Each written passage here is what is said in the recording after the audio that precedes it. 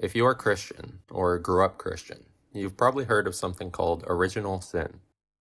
Original sin is the idea that the first humans disobeyed God, rejected reality, and their flawless nature was thereby tainted. That tainted nature was then passed down to us, making us susceptible to sinful behavior. There are various theories on how this works, but rather than getting into that, I want to focus on what this can tell us about love and indolence. The idea that they are born defective is something the idler, those who practice indolence, can easily relate to. As we've already covered, idlers believe that they are fundamentally broken and undeserving of love. And this belief inspires continued rejection of reality to maintain some sense of peace. Those who practice resentment may also find this relatable, but we'll get to that strategy after we're done with this one. Generally speaking, Christians would say the original sin of humanity was Adam's eating from the tree of knowledge, something explicitly forbidden by God. Some Christian traditions, however, do not believe this was the worst of it. If, hypothetically, Adam and Eve were willing to take on the consequences of eating from the tree of knowledge, which was the need to die to self, the need to accept what the ego deems as bad, everything would have been fine. God knew, however, that they were not ready for such a responsibility. Instead of denying the self, Adam and Eve denied the self. They hid themselves from each other and from God. They denied culpability and blamed each other for what had happened. Such denial is the key issue, and it's the same denial that we are all susceptible to and often encouraged to participate in when we are born. The Christian mythos doesn't begin here with original sin, however. It begins with what some call original blessing. When God finishes his creation in Genesis 1, we read, "God looked over all he had made, and he saw that it was very good." One way of reading chronology in spiritual text is to read them in terms of depth. Getting closer to the core of a matter, the closer you get to its temporal origin. Applying that principle here, you could say that in whatever way you are tainted by original sin, original blessing is deeper than that, more true to who you are. This original blessing, original goodness, or holy love, as we've called it, is what the idler needs to get in touch with if they want to combat their indolence, if they want to become the beloved. To do this, the idler needs to deny the self, deny the ego that's invested in the idea that they are fundamentally unlovable.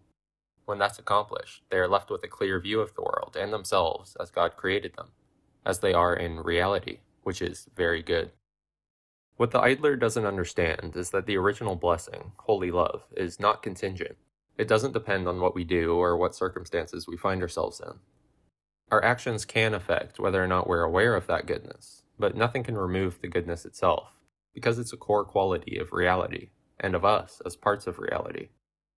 While we may seem to find love and lovability in some places and not in others, this is only an illusion caused by our egoic frameworks.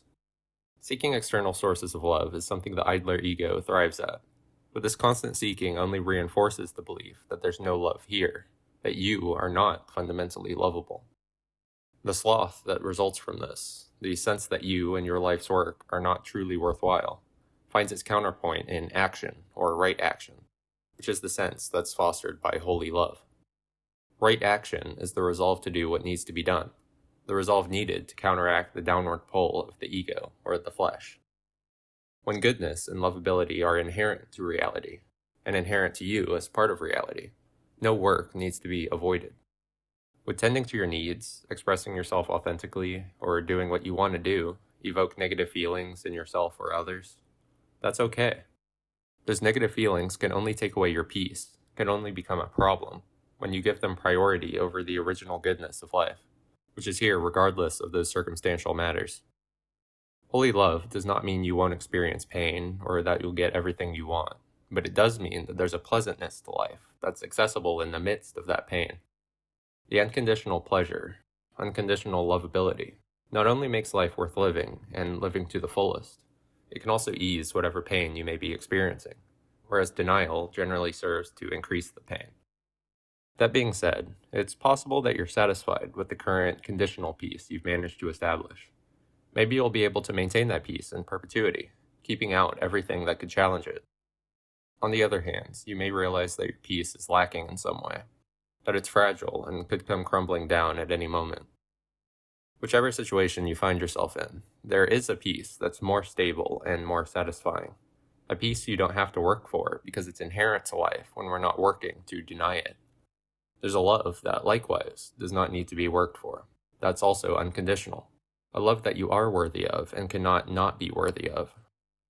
To defeat your laziness and give way to action, to become the beloved, you must allow things to be the way they are and honor them as though they are lovable. Do you have a need? Honor it.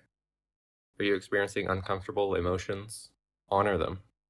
Instead of hiding away, honor yourself, your whole self. It may be uncomfortable in some ways, but that discomfort will no longer be a threat when you have holy love on your side. When you realize that reality is inherently lovable and pleasant, and that being a part of reality, you are inherently lovable.